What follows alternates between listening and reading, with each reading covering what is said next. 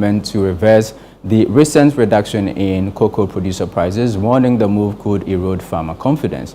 The criticism follows President Mahama's State of the Nation address, where he outlined measures affecting the cocoa sector. There is more in the following report by ChannelOne News' Daniel Sakite. The new patriotic party says cocoa remains central to Ghana's economy and rural livelihoods, making policy changes in the sector a matter of national concern.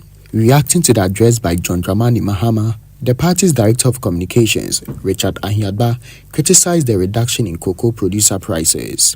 He argues the decision could discourage farmers ahead of the next crop season, especially as cocoa growing communities face threats from illegal mining. The options, the rational choice that faces cocoa farmers to choose between farming cocoa or doing the otherwise, which is, give up their lands for galamsees. That's not secret. It's happening. We know about it. So you don't go and compound that problem by cutting prices. That's what we're saying. So that is directly going to affect the economy. So if you are looking for a way to sustain whatever gain that we accumulated from 2017 up until this point, then you are saying that government go back to that cabinet meeting, reverse the price to 3,625, just like the Akufo-Addo government did when it came to office. From 2017, cocoa prices were tumbling, but yet we maintained the price. However, the Member of Parliament for Lambussie, Professor Titus Bayo, defended the government's position, saying the measure is aimed at stabilizing and protecting the cocoa industry over the long term. Let me just tell you that the issue of the cocoa,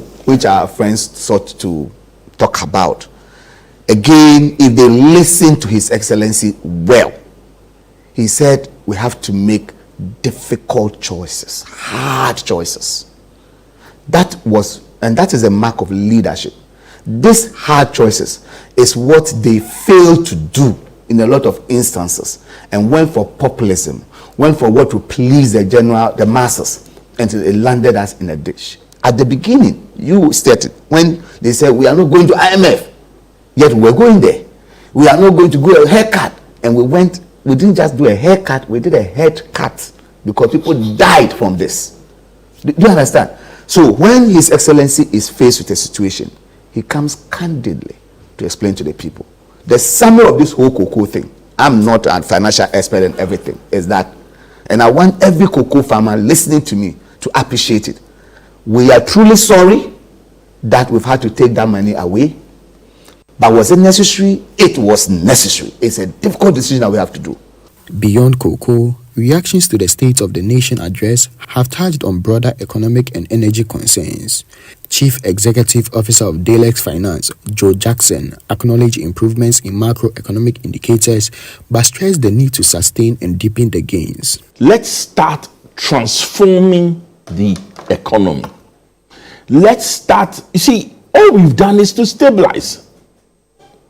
Now, what we should be careful about is that we don't stabilize hardship.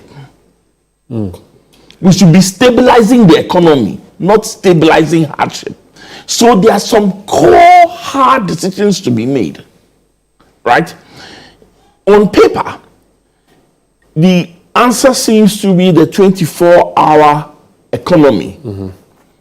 But there are major execution challenges with that.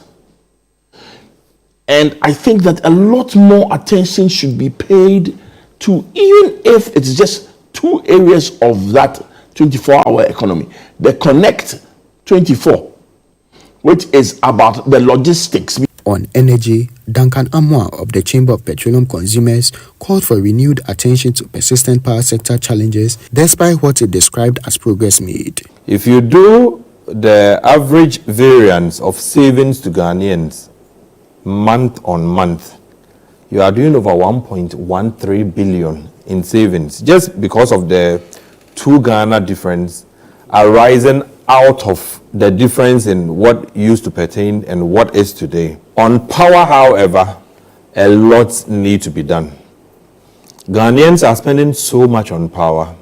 In fact, if you go on socials now, the complaint is that, look, you buy 1,000 and what could have taken you for a month is now taking you for 2 weeks.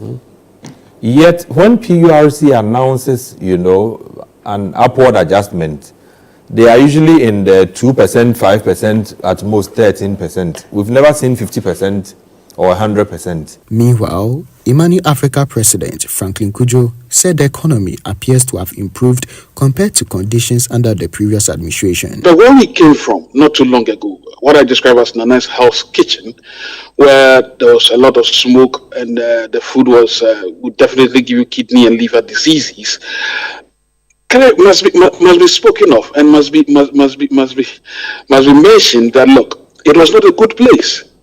That is a fundamental fact. Yes, we should move ahead. I hear Richard. We should go forward, but we are assessing the state of the nation from where we came from.